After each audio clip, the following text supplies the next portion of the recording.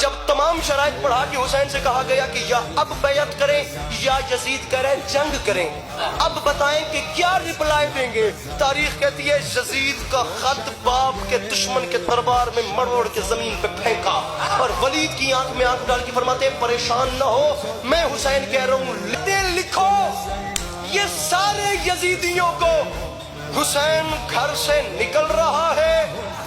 اسے لکھو کہ ہمارے حر کا ضمیر کروٹ بدل رہا ہے۔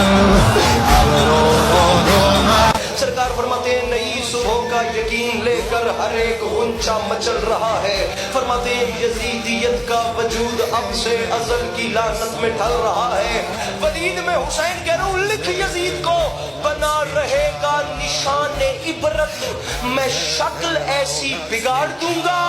وہ بات بیعت کی کر رہا ہے میں اس کی نسلیں اجاڑ دوں۔